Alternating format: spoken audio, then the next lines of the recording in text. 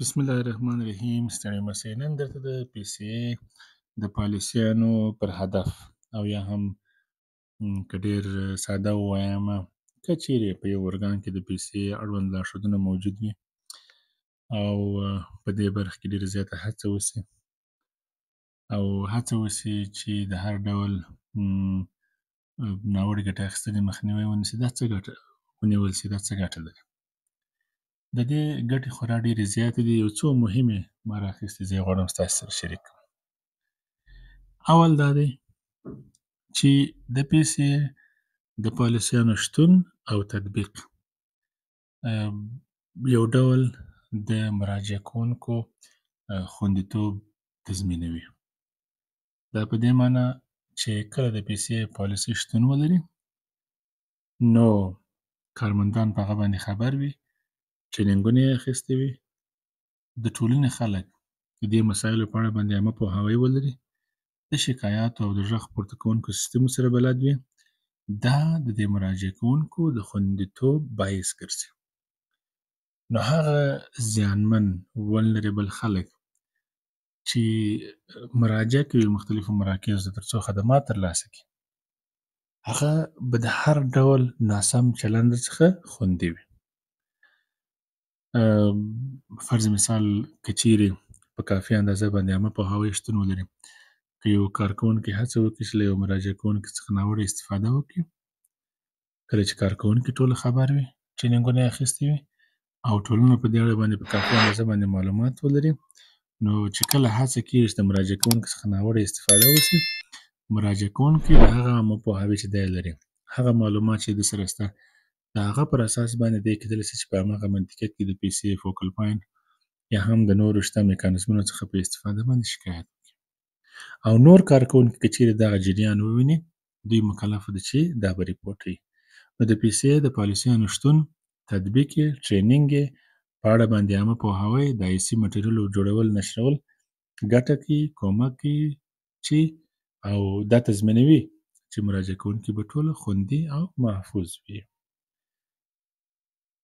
بله خبره چې ډېره زیاته مهمه ده هغه دا ده چې د پیسې پالیسیانو صحیح تطبیق او د اکاونټیبلټي د قوي سیستمونو په شتون کې د ارګانونو هغه اعتبار یا د خلکو کوم باور چې پر مؤسساتو او نهادونو باندې شته هغه قوي کېږي.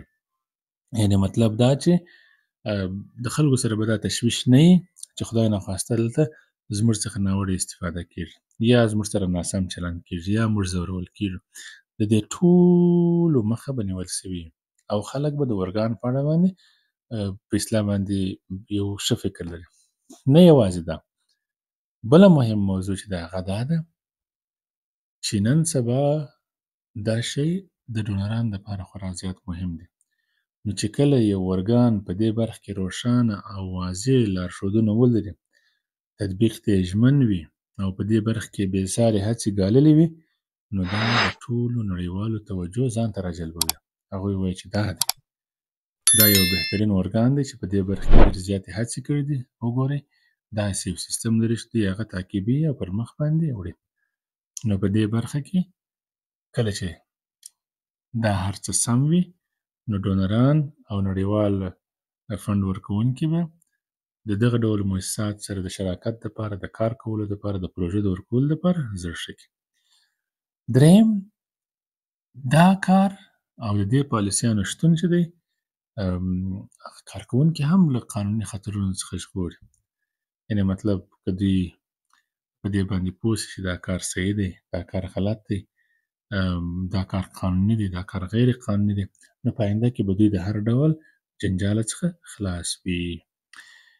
پیسې پالیسیانې د ناوړه ګټې اخیستنې مخنیوی کوي. بالکل د دې شتون ډېر زیات مهم دی او د دغو پالیسیانو په شتون کې هیڅوک د خپل امکاناتو څخه، د خپل پاور څخه، د خپل مقام څخه ناوړه استفاده نشي کولی، ځکه چې دی پوهیږي چې د کومو عواقبو سره زه مخ کېدلی سم. او د پیسې پالیسیانې چې دي یا لارښودونه چې دي هغه په خپل ځان کې یو علیحده فصل لري د ریپورټ دپاره او په اصطلاح باندې د ریپورټ میکانیزم هلته تشریح سوی دی چې خلک دغه ډول مسایل څنګه ریپورټولی سي، خپل تشویشونه او اندېښنې سره کم شریکولی سي. نو د پی سی ای پالیسیانو منځته راتګ، جوړول او صحیح تطبیقول د شکایاتو یا د راپور ورکونې دپاره چې دی د میکانیزمونه رامنځته کوي. نو دا د خلکو سره کومک کوي تر څو پوه سي چې دغه مسایل غلط دي او د دې شکایت او راپور باید دوی ورکړي.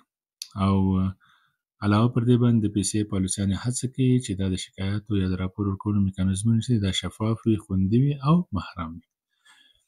بله خبره دا ده چې په داخل د ارګان کې هم د نظم سبب ګرځي، یعنې مطلب د هر ډول ګډوډي مخه نیسي، ځکه چې هلته یو چوکاټ شته د کار دپاره، ته به د هغه اصولو په رڼا کې خپل کار کوې او ټوله په دې باندې پوهېږي چې د دغو شیانو دپاره اصول شته او زه څه کولی شم څه نشم کولی. مراجعه کوونکي هم په دې باندې پوهېږي چې کوم ډول اصول دلته شته او کوم ډول اصول دي چې هغه دلته پلي کېږي او یعنې مطلب هر هغه داخلي نظم به برابر وي. نو په آخر کې پی اس ای ای چې ده دا د درناوي، خوندیتوب او اعتماد یو سمبول دی. که چیرې په دې برخه کې بې دریغه هڅې وسي او کارمندانو ته وخت په وخت باندې ټرینینګونه او ورکشاپونه دایر سي، دوی په دې مسایلو باندې پوه کړل سي او خلکو ته په دې اړه باندې په کافي اندازه معلومات ورکول سي، نو دا به بالکل درناوی به هم شتون لري، د مراجعه کوونکو خوندیتوب به هم وي او د خلکو اعتماد به پر نهادونو او بنسټونو باندې نور هم قوي سي. ډېره زیاته مننه. ښې چارې.